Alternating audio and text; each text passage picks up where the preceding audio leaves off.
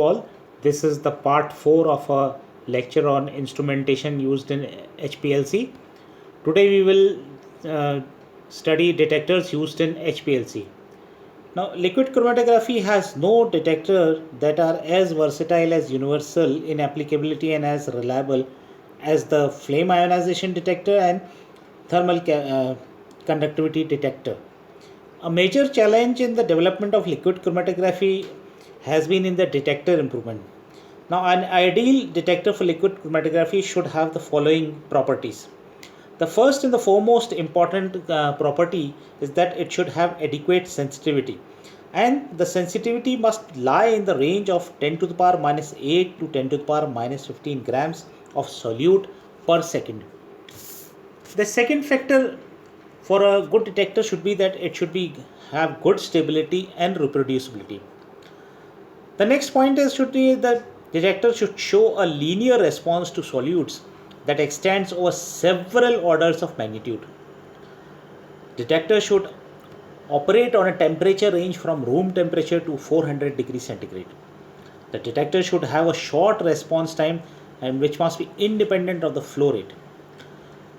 Next property of detector should be that it should have high reliability and it should be easy to use. The detector to the maximum possible extent should be foolproof in the hands of an inexperienced operator.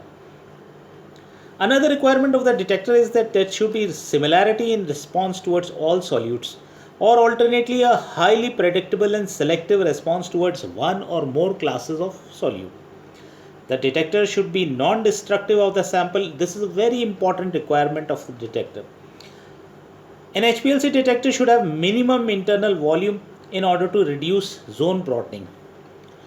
Now, the various types of detectors used in liquid chromatography are based on three types. The first type of detectors are known as general detectors. These are those detectors that respond to a mobile phase bulk property which is modulated by the presence of solutes. Specific second type of category of detectors are the specific detectors that respond to some property of the solutes that is not possessed by the mobile phase. The third category of detectors are those detectors that show a general response to solutes after removal of the mobile phase by volatilization. Following table lists the most common detectors which are used in HPLC and some of the important characteristics.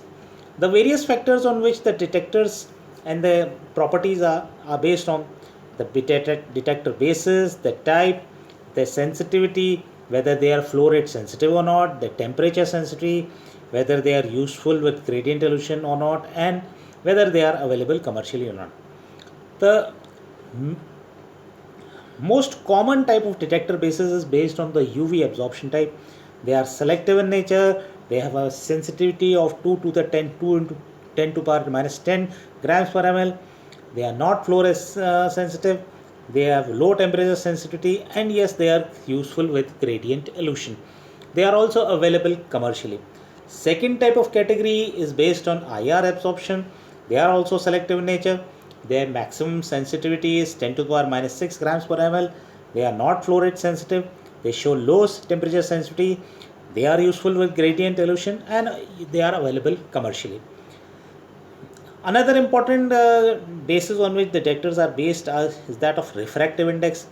They are general in nature, show a maximum sensitivity of 1 into 10 to the minus 7 grams per ml. They are not flow rate sensitive and they show a temperature sensitivity of plus minus 10 to the power minus 4 degrees centigrade, and they are not useful with gradient elution. Next type of category is based on conductometric. The type is selective in nature. They have a maximum sensitivity of 10 to the power minus 8 grams per ml, and they are flow rate sensitive. Their temperature sensitivity lies in the range of 2% per degree centigrade. They are not useful with gradient elution. Another important detector basis on mass spectrometry.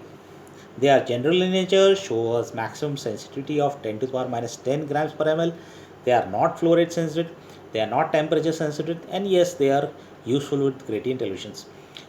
Besides these, there are other categories such as electrochemical, radioactive, fluorometry, and some specific types of detectors. These some of these instruments are available commercially and others, but they are expensive in nature. Thank you.